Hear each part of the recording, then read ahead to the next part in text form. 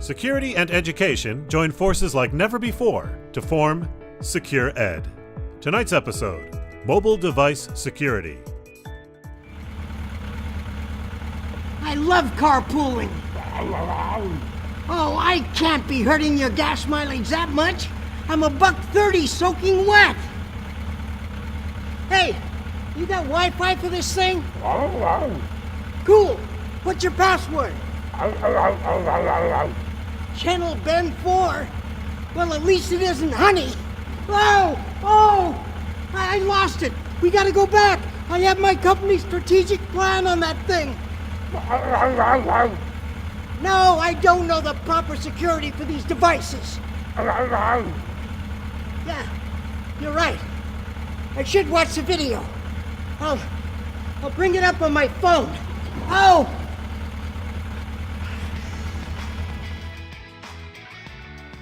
Hi, I'm Bob, and welcome to Secure Ed training for mobile device security. Mobile devices, such as smartphones and tablet computers, have become part of our everyday life, both at work and in our personal time.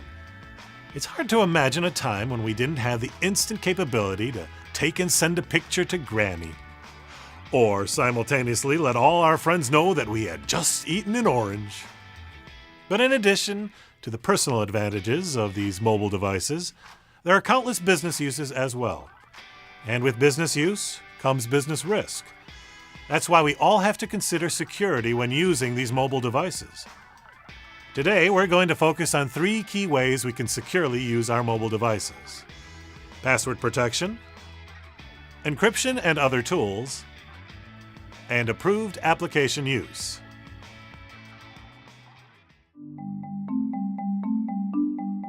The first step is password protecting your mobile device. Now, before we beat you up with more password requirements, I want you to think about all the times you've misplaced your mobile device. I know I can count the number of times I've had to call my smartphone to find it or use my GPS app to locate my tablet. Most times, they were in the seat cushion of my couch or stored away safely in my carry bag. But at the time, I wasn't sure. Now, just think if someone else had found your phone or tablet before you did. And while there are always people out there looking to steal one of these mobile devices, losing it is one of the biggest threats we face. Think about all the information you put at risk if someone else had your mobile device. Through our mobile devices, we can have access to email, our financial institutions, social networks, and even innocuous information like who's your favorite sports team.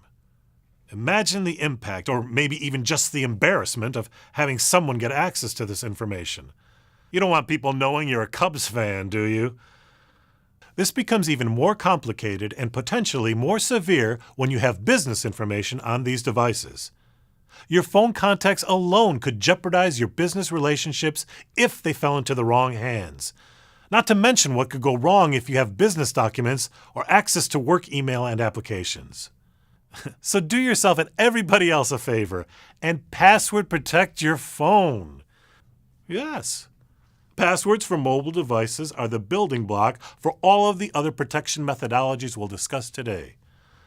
The difference here from traditional computing devices is that some mobile devices will allow you to use a strong password, like those you would use for your computer and applications at work, and some don't. For those mobile devices that will allow you to use complex passwords, the ones with upper and lowercase letters, special and numeric characters, think about developing a passphrase, like you would for your work computer. For those mobile devices that don't allow for complex passwords and force you to use a numeric value, there are some key things you can do to make it more secure. For starters, make the number as long as you reasonably can, at least 7 characters. And secondly, don't make it anything that could easily be associated with you, such as the street number to your home or work address, or any part of your social security or driver's license number. By doing this, you make it much less likely that the person who found or stole your mobile device can get lucky just by guessing. Next up is encryption and other tools. I know what you're thinking. Whoa, encryption? That's out of my league. I don't know anything about encryption. Relax, it's not that hard. Most mobile devices have a simple toggle setting in their configuration that allows the user to turn encryption on. You're probably saying to yourself, "But I got a password. Why do I need encryption?" The answer is simple. Even if your device has a password, someone may be able to connect it to a computer with special software and remove what is stored on the device. With encryption turned on, this becomes much harder to do. If you're not sure about how to turn on encryption for your particular mobile device, and you are using it with work email, calendars, etc., talk to your IT group for more information. Trust me, they'll thank you for being proactive about securing your device. Other tools that seem obvious, but we don't always take the time to set up, are the GPS and remote wiping capabilities. As I mentioned before, the GPS can come in real handy when you are looking for your device, especially those that will play a sound when you are trying to find it.